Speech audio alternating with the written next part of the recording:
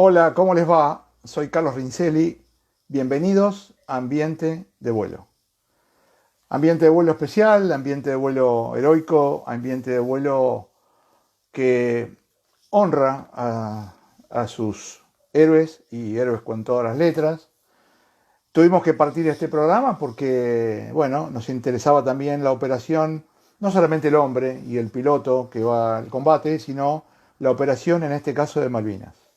Sé que hay mucha gente que se ha interesado por el tema y, bueno, en particular queremos invitarlos para que puedan participar y con las preguntas que siempre hacen bien. Sin olvidarse también que este programa se sube a nuestra página de Ambiente de Vuelo vía Instagram y también forma parte de nuestro nuevo canal de YouTube. Les pedimos, para que nos ayuden a crecer y para estar más en contacto con ustedes, que ingresen a YouTube en nuestro canal, que obviamente es Ambiente de Vuelo, se suscriban y por supuesto con la lista de chequeo en la mano, como siempre decimos, suscripción, check, clic a la campanita, check también.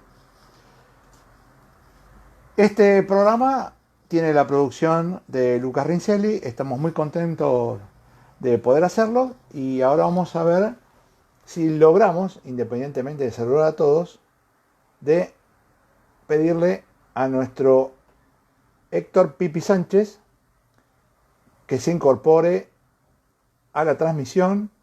Ya te estoy invitando, Pipi, para que ingreses a un programa rico, esperado, y con algunas cuestiones que tienen que ver con nuestras Islas Malvinas. Pipi, ¿cómo andás? Hola, buenas tardes, de vuelta. Pero de buena forma y muchísimas gracias por tu tiempo. Está toda la hinchada, vinieron todos. ¿eh? Hay gente, mira, yo por lo que leo y hay gente de Tucumán, muchísimas gracias por reinformar a los muchachos de Tucumán, fervientes patriotas. Hay gente de Granbur, hay gente de zona norte, hay gente de Estados Unidos y hay gente de Chile. Estos son los que medianamente más de los que se van incorporando, que es lo que estoy viendo. ¿no? Así que, Pipi, fue muy repetido tu programa anterior. No llegamos a hablar de la operación en sí, que es de alguna manera lo que nos gustaría tratar hoy, ¿no? Es, Este, es la parte triste, ¿no? Y la que siempre uno trata de evitar, pero bueno, uno siempre está dispuesto a hablar de aquellos que dieron su vida por el prójimo. Sí, por supuesto. Mira, yo te hago la pregunta y voy saludando a todos porque hoy no está fácil, pues son un montón. Las preguntas mías, en lo que vos puedas responder y de la manera que puedas responder y que vos te sientas cómodo. Es una charla de amigos. ¿Qué es una operación militar? Eh, bueno, por empezar, en tiempo de paz, una operación militar es que te den una misión eh, con la cual normalmente la conforman un grupo de pilotos con sus aeronaves, tienen que cumplir un plan de vuelo con horarios, todo muy estricto, que hay que cumplirlo como buen profesional, como buen piloto, llegar a un determinado lugar, realizar la tarea que te ordenaron, sea atacar con cañones, con bombas, reconocimiento de la zona, del blanco, regresar, sacar fotografías con POT específicos y regresar con tu grupo de aviones, de pilotos, volver a tu unidad. Eso es una operación militar. Eso se puede hacer en tiempo de paz o en tiempo de guerra. Es un plan de vuelo exactamente igual que cumple cualquier piloto cuando hace una travesía, una línea comercial que hace una ruta a una determinada ciudad y que tiene que cumplir con determinadas especificaciones, ¿no? No es que vos salís cuando querés, vas a donde querés y haces lo que querés. Eso es lo que nos distingue a los aviadores profesionales. Y somos muy estrictos nosotros en que se cumpla todo y salga a la perfección. En tiempos de guerra, esa operación militar, la diferencia que hay es que llevas armamento real, no llevas armamento de ejercicio, y lo que difiere con el tiempo de paz, que es lo único que vos no vas a poder medir o apreciar o calcular o evaluar, es la puntería que tenga el enemigo cuando llegaste a la zona de combate. Esa es la gran diferencia. El resto era prácticamente lo que hacíamos rutinariamente en nuestro adiestramiento en tiempo de paz. Lo que aquí era que cuando llegabas a la zona que te habían asignado, el blanco que te habían ordenado atacar, y estaba el enemigo y que te tiraba y tenía todas sus herramientas y ellos estaban tan preparados y eran tan profesionales como nosotros para evitar que vos cumplas con tu trabajo. Eso en sí es una operación militar, ¿no? Sí.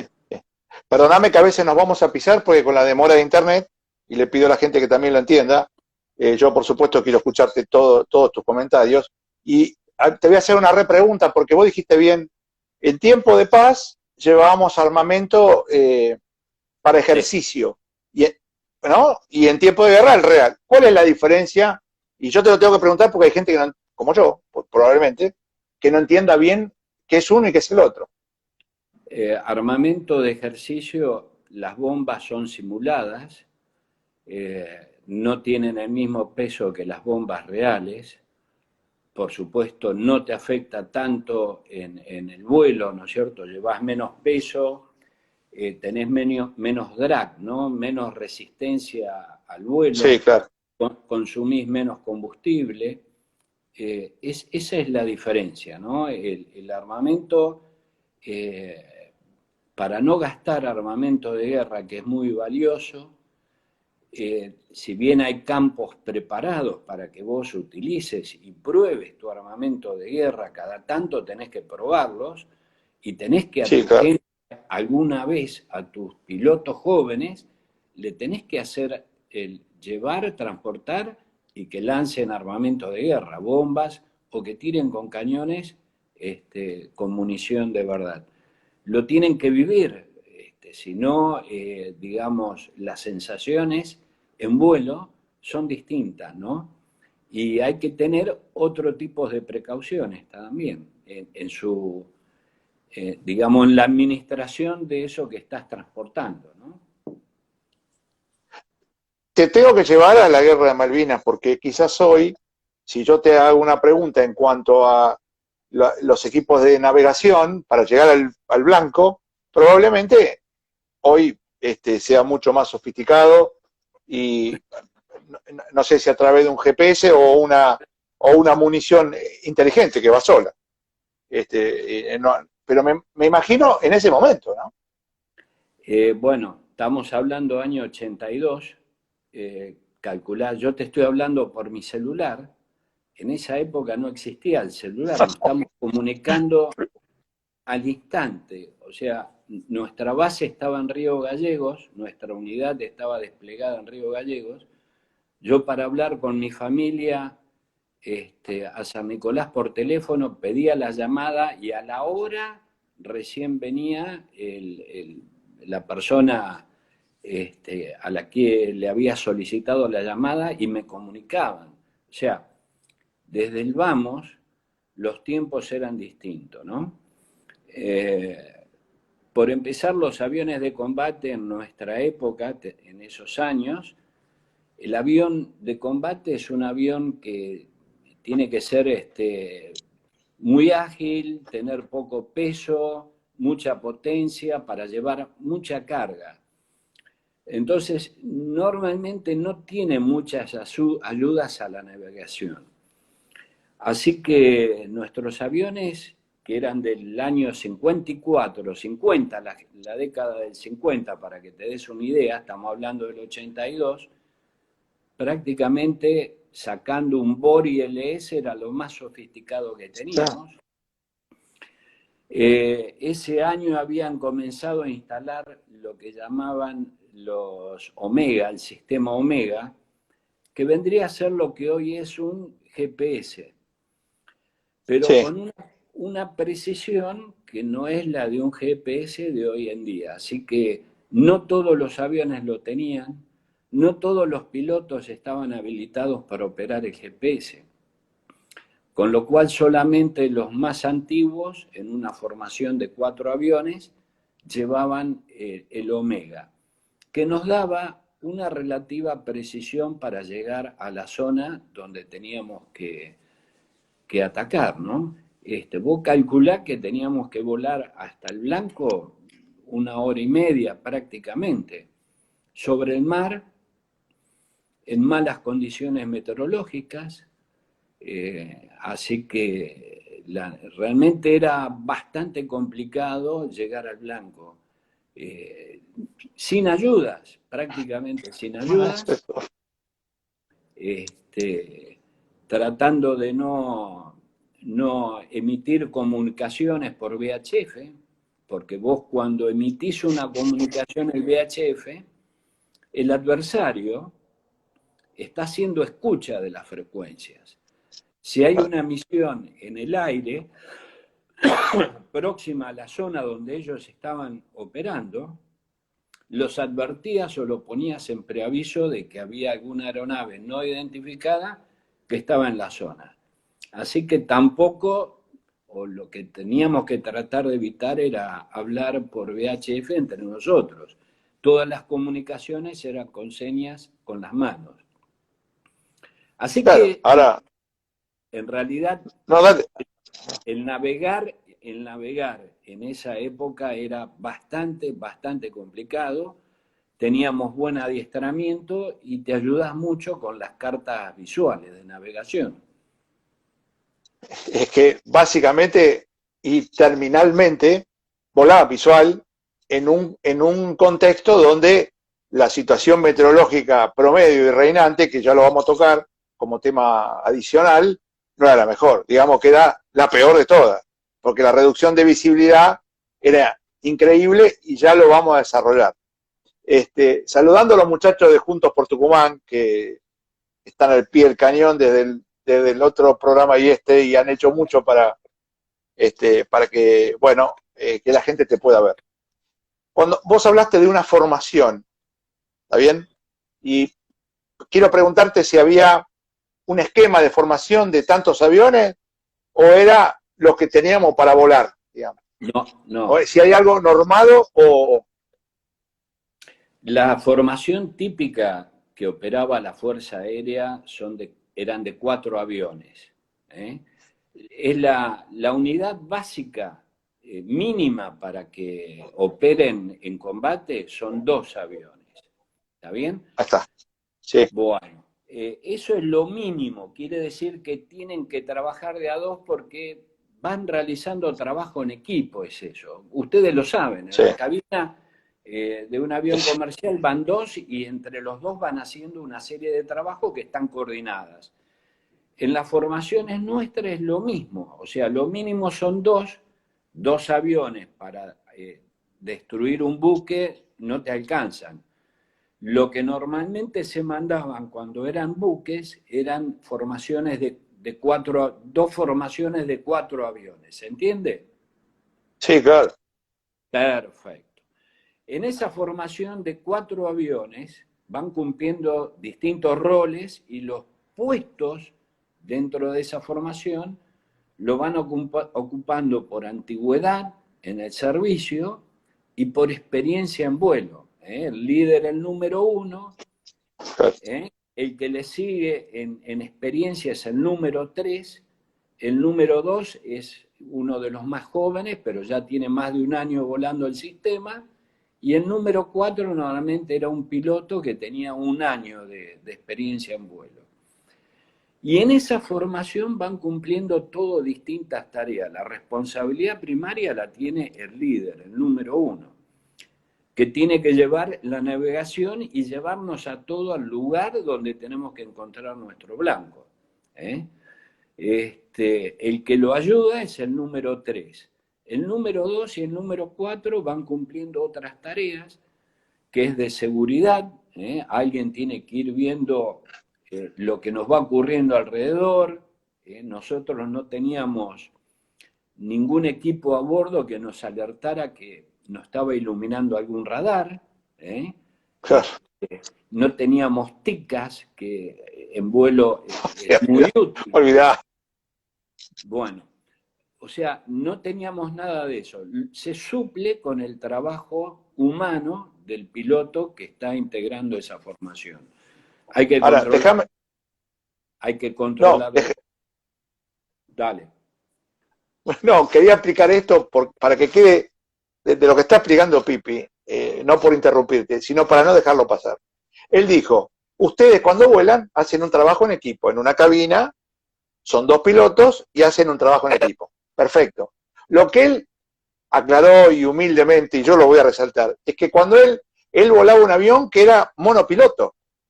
El compañero no estaba en la misma cabina, estaba en el avión de al lado.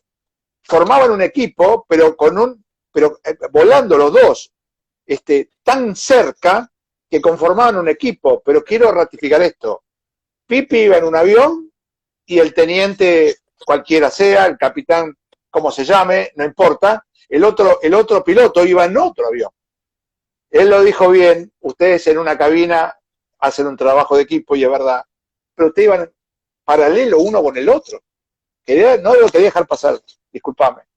No, está perfecto. O sea, vos tenés la experiencia de salir al aire y podés explicar, sabés la jerga aeronáutica, con lo cual podés ayudar a que la gente también entienda un poquito más. Las formaciones normalmente son bastante flexibles. Fundamentalmente cuando estás lejos del blanco.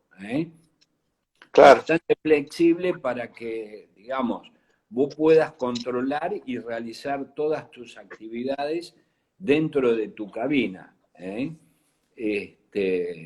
Así que esa es la formación básica. Normalmente íbamos 2 escuadrillas, se llaman, de 4 aviones.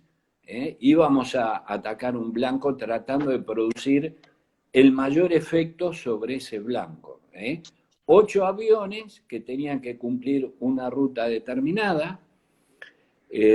Lo más normal era que a la ida tuviéramos que hacer reabastecimiento en vuelo, prácticamente siempre. Y sí. Reabastecer en vuelo es como tener una estación de servicio en el aire a 10.000 pies en un determinado punto en el medio del mar argentino, que había que encontrarlo. Porque no teníamos radar, así que había que encontrarlo y ahí así que se transpiraba, ¿no? No, y aparte otra cosa, Pipi, una cosa es, yo en el aeroclub, en el aeropuerto, full de plano, ¿no? Todo estático, y otra cosa es en vuelo. Porque no es solamente encontrar el punto donde el enemigo no te encontrara, pero sobre todo el avión cisterna, ¿no es cierto? Que se pusiera, lo hemos visto en miles de películas, parece muy fácil, pero no lo es. Y encima lo que está transfiriendo no es una bebida gaseosa, es combustible, con todo lo que eso implica. En realidad, el avión cisterna estaba prácticamente a la mitad en la ruta de ida, ¿no? Si teníamos 400 millas para llegar a la Gran Malvina, a las 200 millas se posicionaba el Hércules, hacía un circuito en un determinado punto y había que ir a encontrarlo. Esto para mantenerlo alejado del enemigo, de los aviones interceptores enemigos, para protegerlo, porque para nosotros era una herramienta estratégica. El poder recibir combustible en vuelo nos daba más autonomía para ir más lejos de las islas y poder encontrar y buscar el blanco, ¿no? Poder llegar con relativa tranquilidad con relación al consumo de combustible. Eso nos permitía volar mucho tiempo rasante, descender a nivel de vuelo rasante para no ser detectado por los radares de los buques ingleses. Esa era una forma para nosotros que nos brindaba lo que se llama poder tener la seguridad de que no nos iban a detectar, o jugar con la sorpresa de que no supieran al menos por dónde estábamos yendo y hacia dónde estábamos yendo. Por eso nosotros unos 150 kilómetros antes de llegar a la Gran Malvina, que es la primera de las dos islas, nosotros ya estábamos volando rasante. Bueno, claro. Que eso... Ahí venía mi pregunta, ¿no? ¿Cuánto antes? Pues digo, ustedes volaban y de repente, como decís vos, ¿no? 150 kilómetros antes, abajo y a volar ras del agua, ¿no? Correcto. Eso a vos lo que te da es jugar con la sorpresa, una ventaja, te da una herramienta, una ventaja para poder sorprender al enemigo que no sepa si está yendo y por dónde está yendo, ¿no? Porque el que va a atacar juega con todas las desventajas y el otro te está esperando. Así que teníamos que aprovechar aquellas de nuestras desventajas, sacar las fortalezas que nos pudieran ayudar a superar al inglés, al enemigo, ¿no? Perdóname, porque viene bien con lo que estabas hablando, porque ahí Lucas Rincelli, nuestro productor, me corrige bien y me dice, decirle que explique, y muy bien, por qué cuando, digamos, vos venís volando alto, ¿no? Y de repente bajás para volar ras del agua, y eso tenía que ver con que no te vieran los radares y demás. Pero obviamente la pregunta es quizás inocente para el que sea el mundo de la aviación, pero no tan inocente para quien no conoce. ¿Por qué antes venías volando alto y después bajabas y no venías siempre volando por abajo? Mucho consumo de combustible. O sea, nosotros, todo esto es lo que hace un piloto profesional. Vos cuando vas a salir a hacer una ruta a una determinada ciudad, vos tenés que estudiar todo. ¿A qué nivel vas a ir? ¿Cuándo vas a descender? ¿El combustible que llevas? ¿Cuándo tenés que empezar el descenso? ¿Por qué empezás en un determinado punto el descenso? Bueno, nosotros todas esas cosas las teníamos estudiadas ya desde hacía muchísimo, antes de iniciar las operaciones militares. Entonces nosotros sabíamos que a unas 150 millas de llegar a las Islas Malvinas, nosotros ya teníamos que estar descendiendo. ¿Por qué no iba antes rasante? Por consumo de combustible, es más difícil tener algún tipo de ayuda, porque mientras te estás alejando del continente, al menos podés poner un ADF, y con eso vos podés tener un radial de cola, ¿no? Un QDR, que más o menos te dé el rumbo que vos tenés que llegar al lugar donde querés ir. ¿Se entiende? Sí, y vos permitime que yo haga este agregado con todo respeto, con excesivo respeto, porque sé lo que estás explicando y por qué no explicar lo que yo voy a explicar. Y que tiene que ver, porque sos un gran tipo. El avión, cuanto más bajo va, consume más combustible. Entonces, como estos señores, estos héroes, volaban justito con el combustible, hacían el cálculo para que pudieran volar lo más alto en la primera etapa de la navegación para que el avión no consumiera tanto. Reabastecían de combustible, no para el ataque, sino porque después, cuando daban la vuelta, cuando terminaban de atacar y tenían que volver, muchas veces no tenían el combustible para volver y seguían adelante. Vos no lo vas a decir, lo voy a decir yo. Entonces, la pregunta era, ¿por qué volaban alto? Para ahorrar combustible. El avión, cuanto más cerca está del suelo, consume mayor combustible.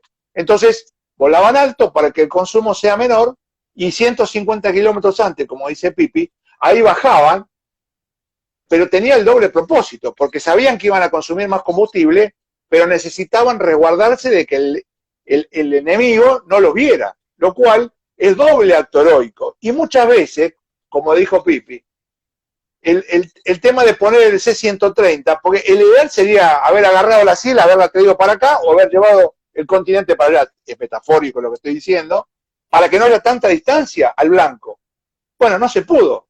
Y los ingleses, obviamente, sabiendo de esto, ponían el barco lo más lejos posible, porque querían evitar el ataque de la Fuerza Aérea Argentina.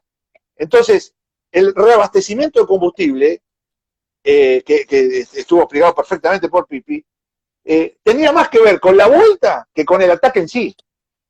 Y ustedes piensen que atacaban sin mirar cuánto le... Porque después tienen que volver.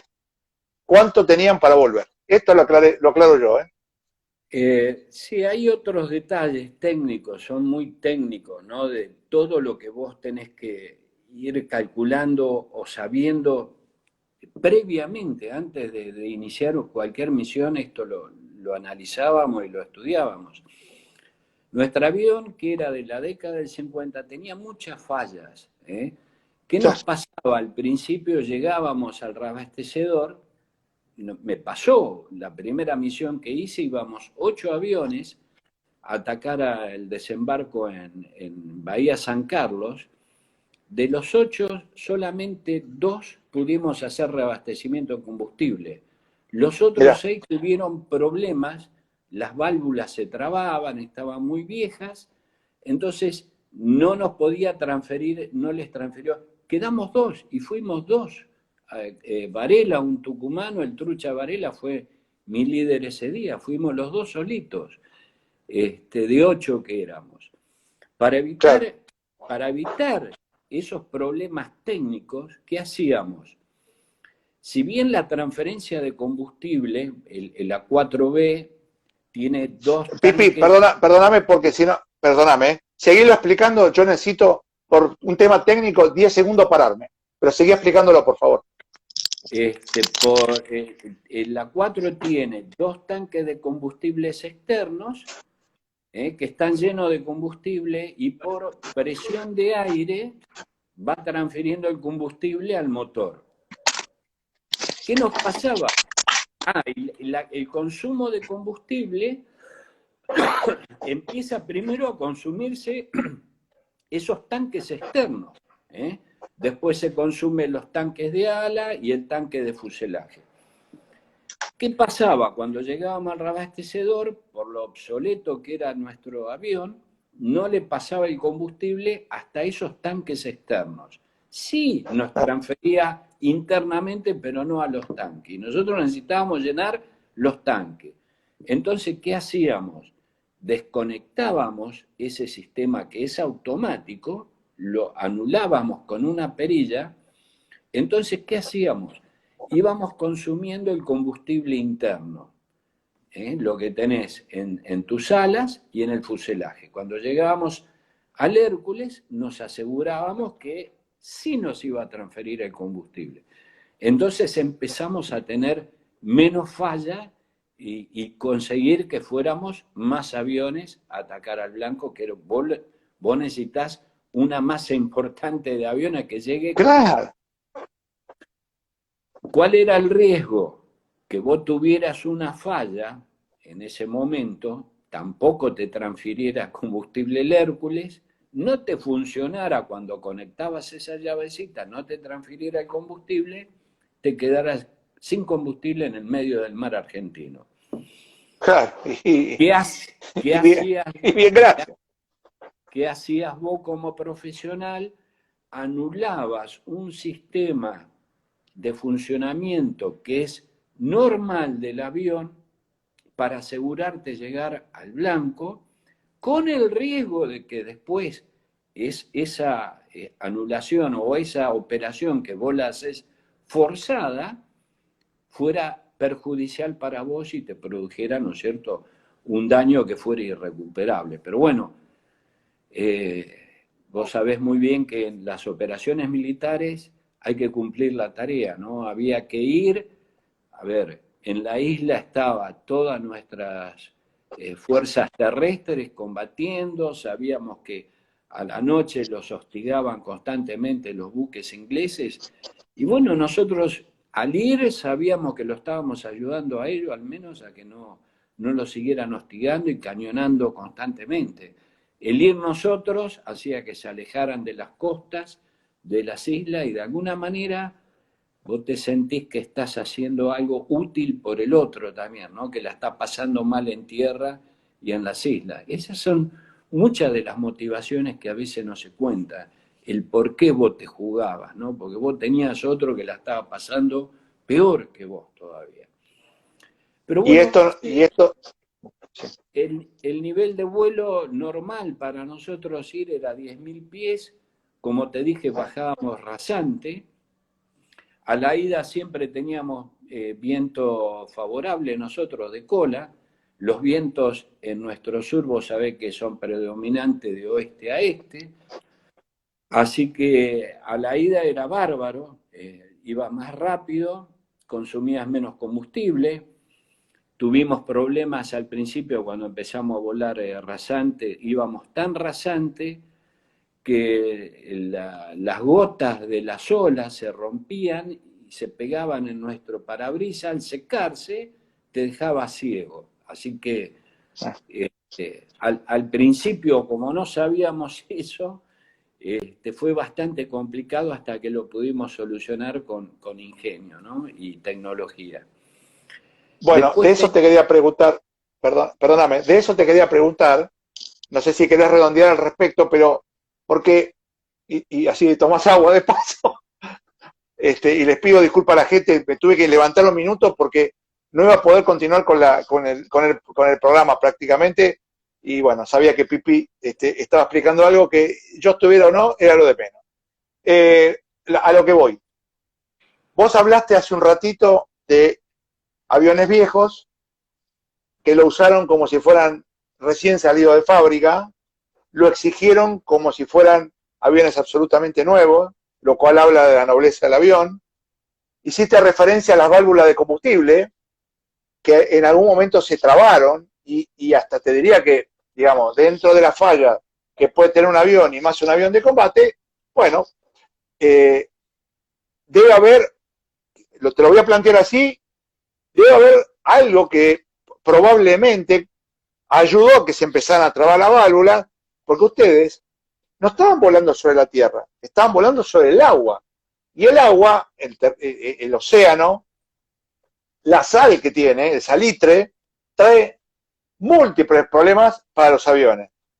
Vos hablaste de la válvula y después referenciaste el parabrisas. Y a esto quiero referir.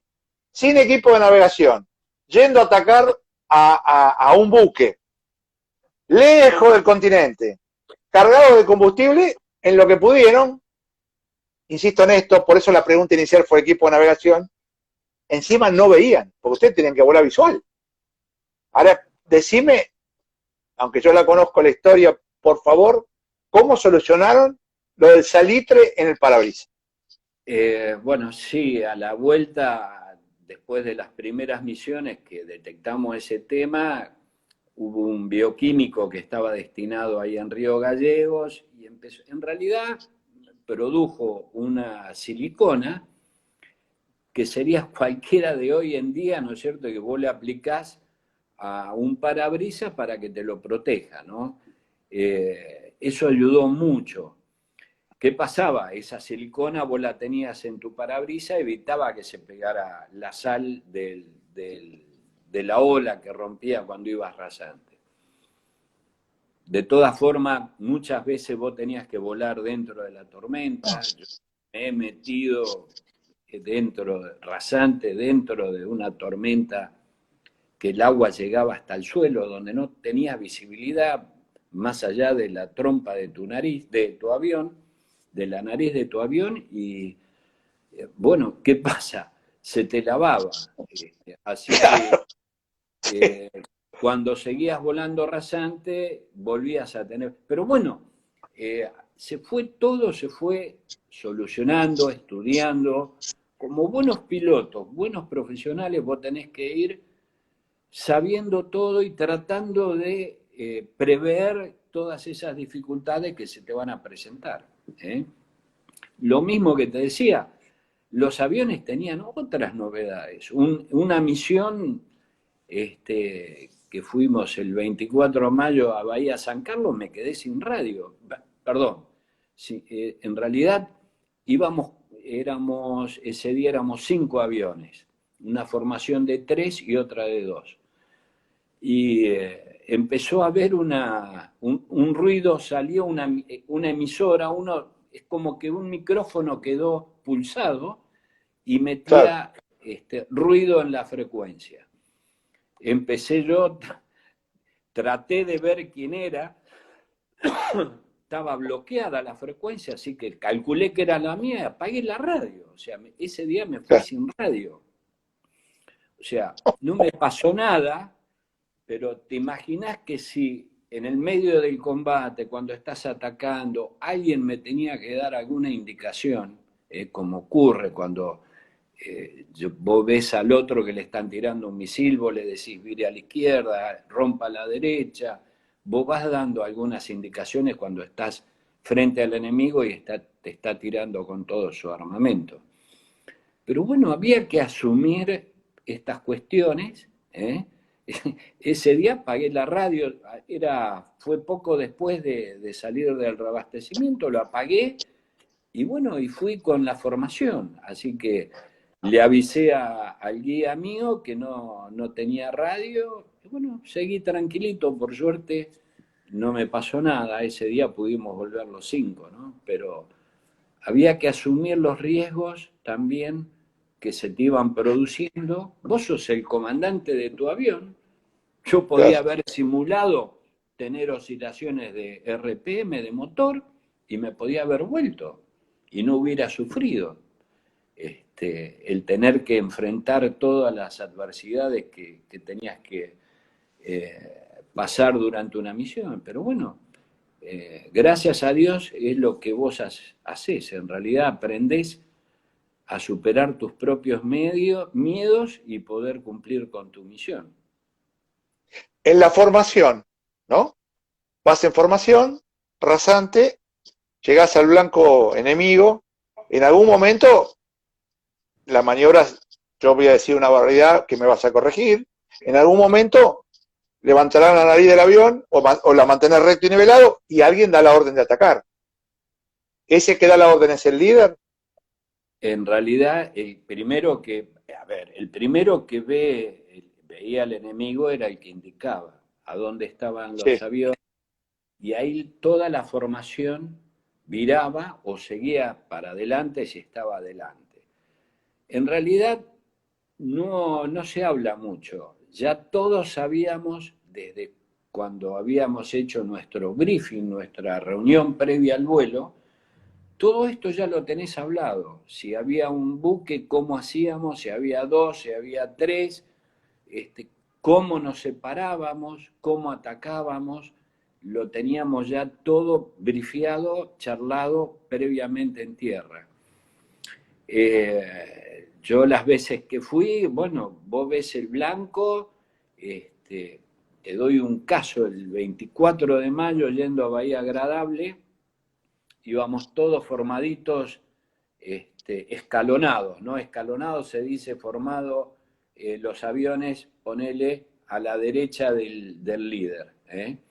El primero, como tenés que ir volando, vos vas siguiendo el perfil del suelo, Bahía San Carlos está encerrada por unas elevaciones. Entonces, vos no ves dentro de esa bahía hasta que el líder, el primer avión, no llega al pico de esa sierra. Ese día el líder llegó arriba y dijo, ahí están. Lo único que dijo. Y todos los otros ya los seguimos, y una vez que íbamos llegando a la cima de esas elevaciones, veíamos los buques y qué cada uno va. de nosotros íbamos eligiendo un buque distinto. Acá lo ideal, cuando teníamos, a ver, en San Carlos, el 24 de mayo cuando entramos, estaba prácticamente toda la flota de desembarco, ahí adentro. Claro, En la zona donde nosotros entramos, lamentablemente, no vimos los transportes de tropas, estos tipo transatlánticos que los tipos tenían, ¿no?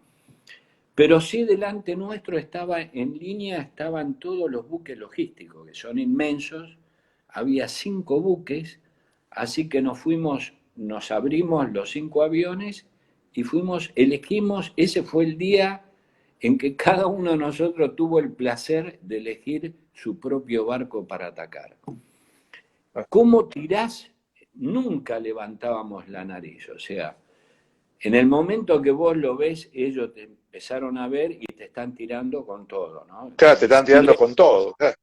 te están tirando con misiles, artillería antiaérea, vos ves las explosiones, porque la munición está regulada por tiempo, la que te tira el barco. Si no te impacta a vos, te explota, digamos, por distancia, te explota muy cerca donde vos estás. No te pega, pero al explotar alguna esquirla te puede dañar y te puede derribar.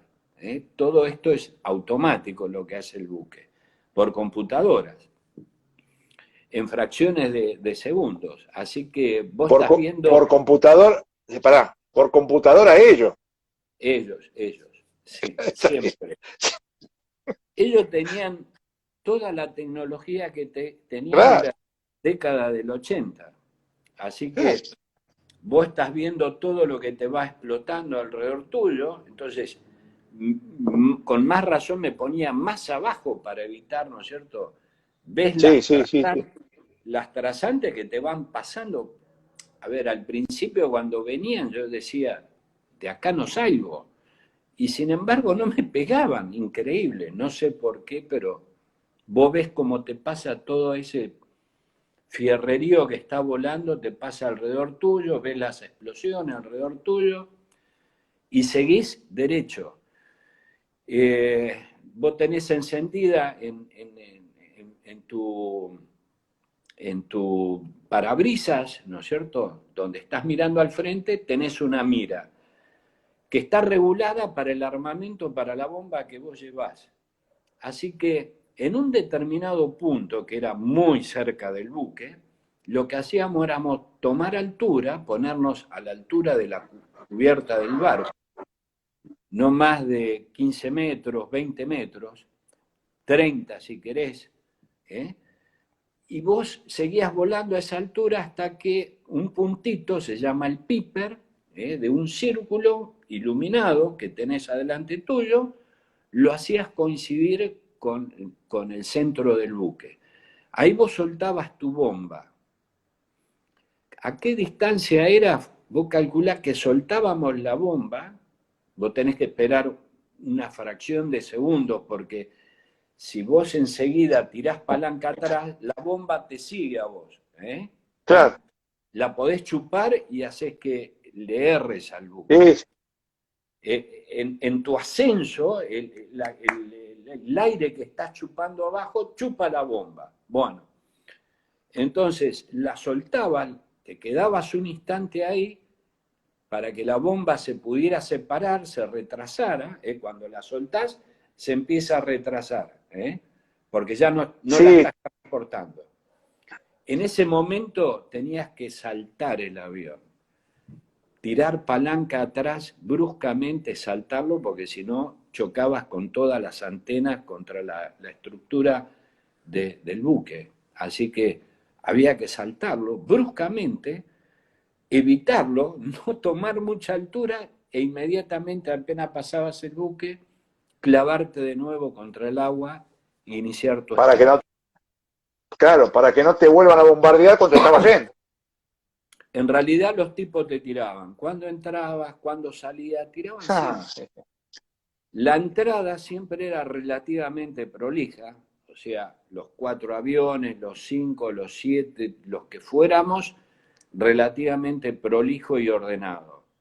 Ahora la salida era por donde pudieras, lo más rápido que pudieras, y ya ahí es tu escape y vos no te preocupás ya por el otro. Cada uno hace su escape, ¿sabés? Vos ya sabés qué rumbo tenés que poner, tenés que seguir rasante por lo menos otros 20 minutos antes de empezar a tomar altura, para alejarte de las islas. Nosotros empezábamos a ascender recién cuando estamos bastante alejados de las islas, y bueno, ahí sí, era irse a por lo menos a 30.000 pies, viento de frente, viento, todo el viento de frente, rumbo oeste inicialmente, porque no tenés ninguna ayuda a la navegación, hasta que te enganchara algún BOR, alguna ADF, de alguna radio, de gallego, para poder orientarte. Y bueno, si tenías combustible, te ibas directamente a tu base. Yo el 8 de junio tuve que hacer otro reabastecimiento de combustible a la vuelta porque no llegaba. Ese día no llegaba, en realidad no llegaba a ningún lado. Ese día me tendría que haber eyectado, pero bueno, tuve mucha suerte el 8 de junio. Yo tengo que hacerte dos preguntas que surgen acá. Hay una que tiene que ver con el factor humano, que la voy a dejar para después porque quiero redondear esto.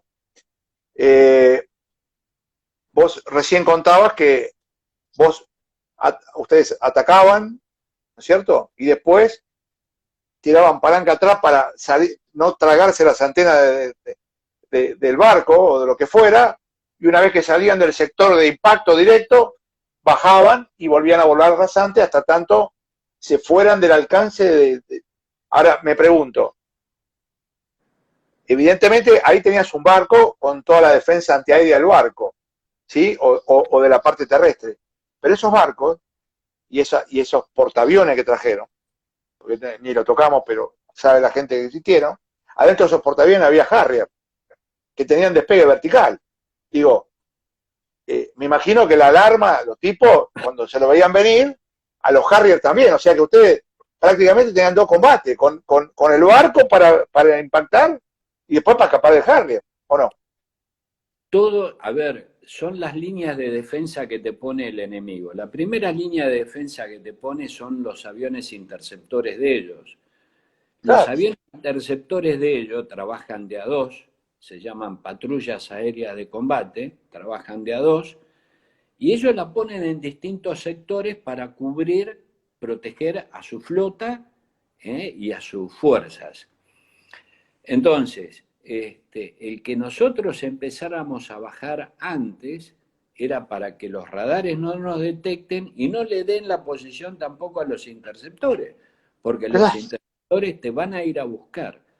Por ejemplo, el 8 de junio que fuimos a atacar el desembarco de Bahía Agradable, el radar de Puerto Argentino, un radar de la Fuerza Aérea, él lo que hacía, como nosotros no hablábamos, no sabía si había aviones en vuelo, él no tenía ni idea porque tampoco nos veía, que era bueno para nosotros. Si no me ve mi propio radar, tampoco me ve el enemigo. Ese día el radar, ¿qué hacía? Él te iba cantando dónde estaban las patrullas aéreas de combate. El 8 de junio, que fuimos nosotros a atacar el desembarco, había 7 patrullas de combate de Harrier ingleses en determinados lugares, posiciones de la isla, que para nosotros era una ayuda, porque vos al menos sabés en qué lugar geográfico hay 2 aviones ingleses haciendo espera. Ellos estaban a 10.000 pies, de a 2, o sea, ese día había 14 Harrier en vuelo. Y vos pasás por abajo de ellos y tenés que tener la suerte también de que no te vean. Visualmente ellos no te identifiquen. Ellos están controlando el área, pero bueno, muchas veces no te pueden ver. El 8 de junio, ¿sabés por qué nos vio el piloto inglés? El 8 de junio nos fueron a interceptar 2 Harrier. ¿Sabés por qué nos identificó? Por la estela que dejaban los gases de escape de nuestro motor en el agua. En el agua, claro. Que eso es como en el Delta, vos cuando vas en una lancha a toda máquina, sí, claro, dejás una estela. Bueno, lo mismo dejábamos nosotros cuando volábamos rasante sobre el agua. Ese 8 de junio, el piloto, el líder de 2 Sea Harrier, tuvo perdón por la palabra, ¿no? Pero tuvo el tremendo culo que no vio el avión, vio la No, no, estela. vio la estela. Entonces siguió la estela hasta que vio el avión. ¿Vos podés creer? Sí, ¿sabes lo que pasa, Pipi? Que los tipos, porque no estamos hablando porque el enemigo, si bien era el enemigo, son profesionales como ustedes. Y de eso creo que hay para hacer un programa más que ahora te voy a decir cómo. Pero eran profesionales como ustedes. Con la diferencia que lo de ustedes estaba todo acá.